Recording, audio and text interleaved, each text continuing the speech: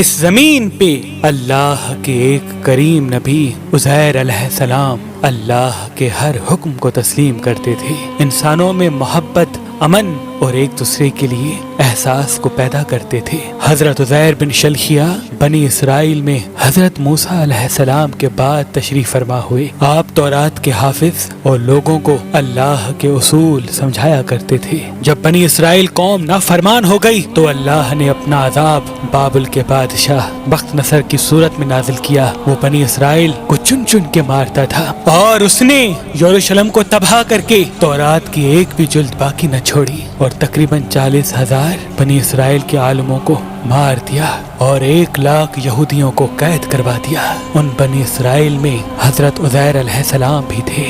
بس ایک دن اللہ نے معجزے سے اپنے نبی عزیر کو ان کی قید سے رہا کروایا۔ آپ رہائی کے بعد یروشلم آتے ہیں اور دیکھتے ہیں کہ پورا یروشلم ویران اور لوگوں کی قبریں بنی ہوئی ہیں۔ آپ کی آنکھوں سے آنسو رواں ہوتے ہیں اور اللہ سے فرماتے ہیں، اے اللہ، اب یہ لوگ تو کیسے زندہ کرے گا اور اس ویران شہر کو کیسے آباد کرے گا؟ یہ کہہ کے آپ نے دیکھا کہ وہاں کچھ میوہ دار درخت موجود ہیں۔ آپ وہ پھل کھاتے ہیں، انگور کا رس پیتے ہیں اور کچھ پھل اپنے پاس محفوظ کرتے ہیں، اور آپ کے ساتھ آپ کا گدھا بھی تھا جس پہ سوار ہو کے آپ یروشلم تک پہنچے تھے۔ آپ نے اپنے گدھے کو مضبوط رسی سے باندھ دیا اور ایک درخت کے نیچے آرام کرنے لگے۔ اس وقت آپ کی عمر مبارک تقریباً 40 سال کی تھی۔ اتنی دیر میں اللہ نے موت کے فرشتے کو حکم دیا کہ جاؤ عزیر کی روح قبض کر دو۔ حضرت عزیر علیہ السلام اور آپ کے ساتھ آپ کا کھانا اور گدھا زمین پہ ایسے ہی پڑا رہا۔ وقت گزرتا رہا، زمانہ بیتتا رہا۔ اللہ نے اپنی مخلوقات کی نظروں سے آپ کو پوشیدہ رکھا تھا۔ تقریباً 70 سال کے بعد فارس کا ایک بادشاہ یروشلم کی طرف آیا اور اس کو آباد کرنے لگا، اور اس کو دیکھ کے بنی اسرائیل کے وہ لوگ جو بخت نصر کے حملے کے بعد ادھر ادھر بھٹک گئے تھے، وہ سب آ کے یروشلم رہنے لگے، اور نئے نئے باغات اور عمارتیں بنائی گئیں، اور اس شہر کو پھر سے آباد کیا گیا، پہلے سے زیادہ خوبصورت بنایا گیا۔ مزید 30 سال گزرنے کے بعد جب تقریباً 100 سال گزر جاتے ہیں تو اللہ نے حضرت عزیر کو پھر سے زندہ کیا اور پوچھا، اے عزیر بتا تو کتنی دیر سویا رہا؟ حضرت عزیر علیہ السلام کی موت جب واقع ہوئی اس وقت صبح کا وقت تھا، اور جب آپ اٹھے تو عصر کا۔ تو آپ کہنے لگے، شاید میں صبح سے عصر تک سویا ہوں۔ اللہ پاک نے فرمایا،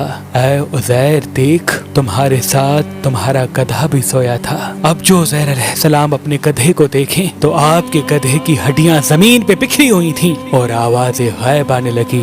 اے عزیر، اللہ نے تمہیں 100 سال تک سلا دیا اور آج پھر سے تمہیں زندہ کیا ہے۔ اب دیکھ تیرے گدھے کو میں کس طرح سے زندہ کرتا ہوں۔ حضرت عزیر علیہ السلام دیکھتے رہے کہ آپ کے گدھے کی ہڈیاں جڑنا شروع ہو گئیں، ایک ڈھانچہ بننا شروع ہو گیا اور اس پہ ماس چڑھنا شروع ہو گیا، اور رفتہ رفتہ وہ گدھا زندہ ہو کر آپ کے سامنے کھڑا ہو گیا۔ پھر اللہ کا حکم آتا ہے، اے عزیر دیکھ، آج بھی تیرا کھانا ویسے کا ویسا ہے جیسے 100 سال پہلے تھا۔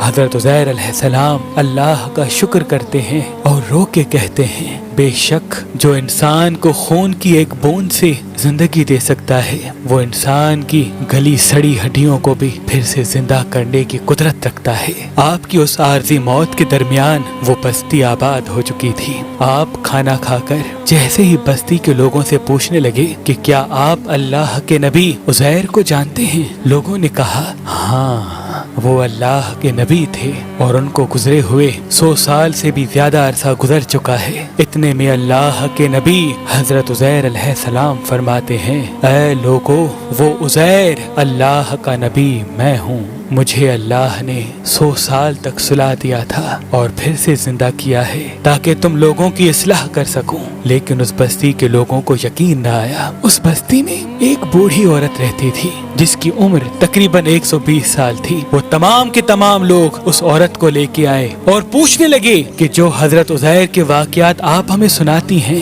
آپ ہمیں ابھی حضرت عزیر کی نشانیاں بتائیں۔ وہ عورت ایک ایک نشانی ان تمام لوگوں کو بتانے لگی اور وہ سب کے سب لوگ ہر اس نشانی کو حضرت عزیر میں دیکھنے لگے کہ آپ کے کپڑے بھی ویسے ہیں، آپ کی آنکھیں بھی ویسی ہیں، آپ کا بولنا بھی ویسے ہے، آپ کا چلنا بھی ویسے ہے۔ اتنے میں وہ بوڑھی عورت جو نابینا تھی کہنے لگی، اللہ کا نبی عزیر جو بھی دعا مانگتا تھا اللہ وہ فوراً قبول کر دیتا تھا، اللہ نے ان کے ہاتھوں میں شفا کو رکھا تھا۔ اے شخص، اگر تو واقعی اللہ کا نبی عزیر ہے تو میرے لیے دعا کر کہ اللہ میری آنکھوں کو صحیح کر دے۔ تو یوں حضرت عزیر علیہ السلام دعا مانگتے ہیں اور اللہ اس بوڑھی عورت کی آنکھوں کو روشن کر دیتا ہے۔ اب جو وہ عورت حضرت عزیر کو دیکھے تو چیخ کے کہنے لگی، مجھے قسم ہے اپنے خالق کی یہی عزیر ہے۔ وہ سب کے سب لوگ حضرت عزیر کے قدم چومنے لگے۔ اب وہ چند لوگ اور وہ بوڑھی عورت حضرت عزیر کے ساتھ